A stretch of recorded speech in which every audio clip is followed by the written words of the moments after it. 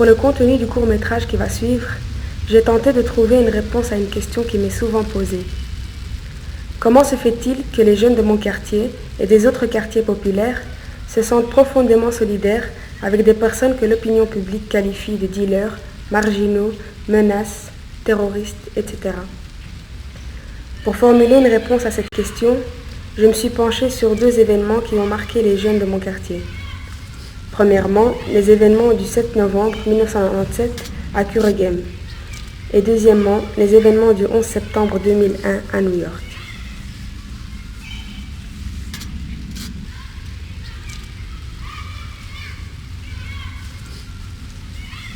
Les jeunes qui ont défilé, qui étaient dans la rue, c'était presque tous des gens qui connaissaient Saïd Charki, qui connaissaient de vue ou bien personnellement. Ils se sont révoltés quoi, par solidarité, ils se sont dit on va aller dans la rue, on va protester, on va se révolter quoi.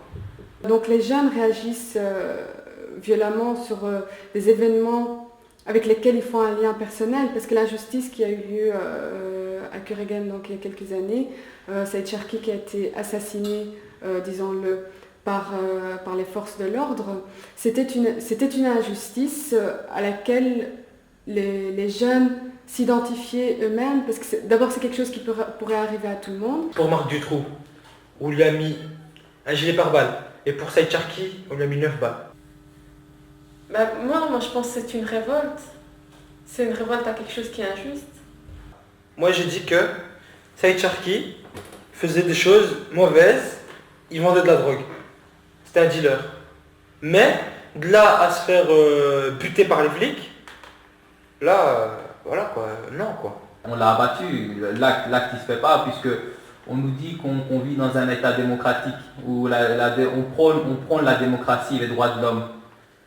Excusez-moi, quand on prône une démocratie et les droits de l'homme, je vois pas pourquoi on abattrait un jeune. C'est que les policiers ont tué un gars, qu'ils auraient bien pu pas le tuer et bien maîtriser la chose quoi. Et l'attraper et puis le poursuivre en justice. D'Oussama Ben Laden, je ne le connais pas personnellement.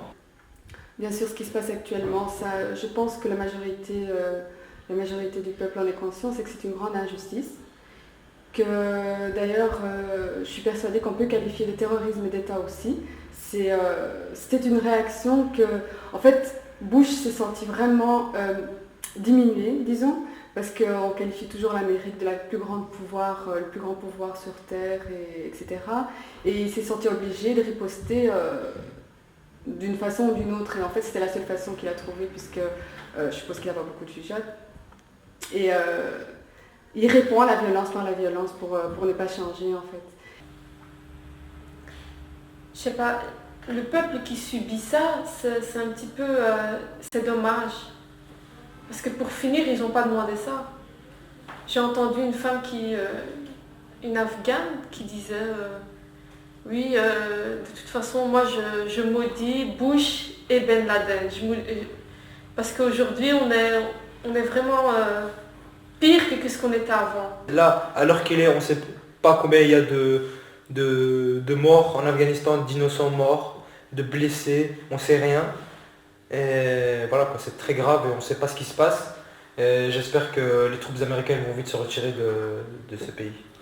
On parle de terrorisme, mais attaquer un peuple du haut d'un avion et commencer à bombarder, c'est aussi un acte de terrorisme. Quant à ce qui se passe dans le monde, pour ne pas dire dans le monde arabe et musulman, parce que je pense que ça se passe un peu dans le monde entier maintenant, c'est que les gens réalisent que pour briser en fait le cercle vicieux de la violence, il ne faut surtout pas répondre par la violence et qu'il faut raisonner.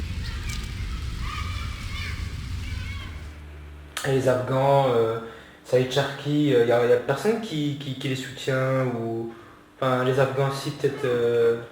Il y a des gens qui les soutiennent, mais c'est des petits États, quoi, je veux dire. Vous comprenez ce que je veux dire? Mais il ne faut pas confondre solidarité avec un peuple et solidarité avec le terrorisme.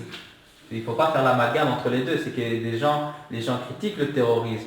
Mais si on arrivait à ça, c'est qu'il y a eu une démarche qui a poussé certaines personnes à en arriver là. Donc, quant à la raison qui pousserait des musulmans à agir de cette façon, c'est que il ne faut pas nier le fait qu'il y a une très grande frustration au sein du monde arabe et musulman en ce qui concerne la politique américaine qui agit toujours selon ses propres intérêts et non pas selon les intérêts généraux, donc l'intérêt de l'humanité tout entière.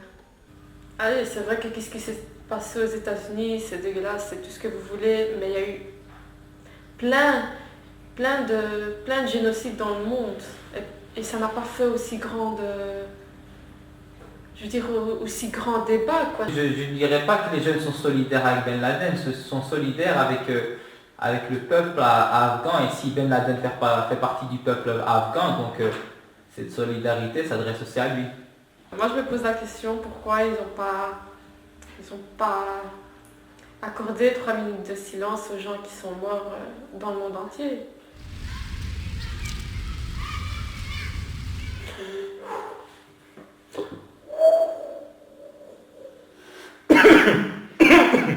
Voilà, c'est bon. Nous vivons dans un monde où les individus prennent l'intérêt personnel et le besoin personnel. Et il faut savoir que les gens actuellement sont choqués quand ils voient certaines personnes souffrir. Qu'un monde meilleur. Déjà, on entend Tony Blair et Bush qui parlent d'un État palestinien, ce qu'on n'avait jamais entendu avant. On voit bien les anti-mondialisations qui prônent. Nous avons bien vu que le 11 septembre, les ONG ont rapporté un rapport comme quoi ils ont dit qu'il y a 38 000 personnes, enfants qui meurent chaque jour. Alors ils ont dit la question, pourquoi ne pas accorder 3 minutes de silence à ces 38 000 personnes? Donc on voit bien que dès qu'il y a une forme d'injustice, il y a des gens qui la combattent. Je pense qu'on peut en faire l'amalgame avec ce qui se passait ici, chez nous, à Kuregem, il y a quelques années. C'est qu'après une injustice, on réagit avec de l'émotion. Les émeutes, ça aboutit sur quelque chose de bien. C'est dommage qu'il faut des émeutes pour que par après, il y ait des subsides qui soient accordés, qu'il y ait plein de choses. Comme après les émeutes, il y a eu plein d'associations qui sont ouvertes, il y a eu beaucoup plus de soutien.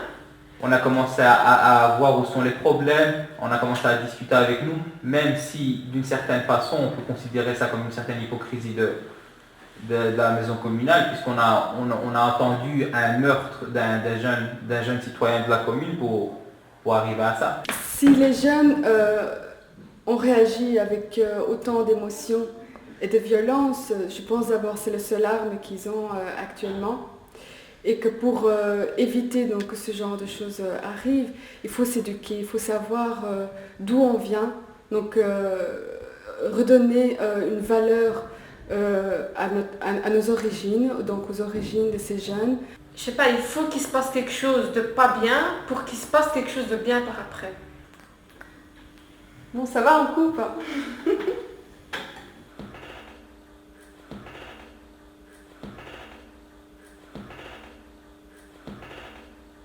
Trouver un lien entre ces deux faits, c'est quelque chose de...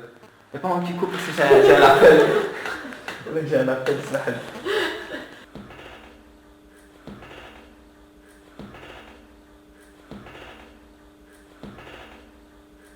On peut couper là. Non, parce que je ne savais plus. On coupera nous. Couperez-vous, voilà.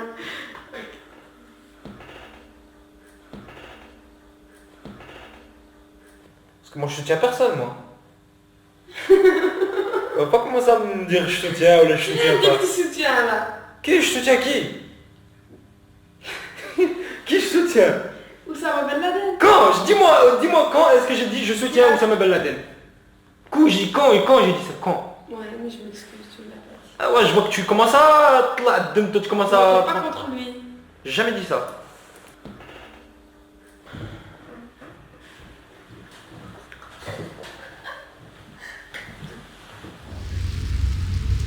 Je ne peux pas clôturer ce film avec une réponse toute faite par rapport à la question du départ, mais j'aimerais tout de même partager les leçons que j'ai déduites de cette expérience avec vous. Les catastrophes et la mort sont des événements qui éveillent en nous des craintes que nous avons tendance à refouler, et là, nos émotions l'emportent souvent sur la raison.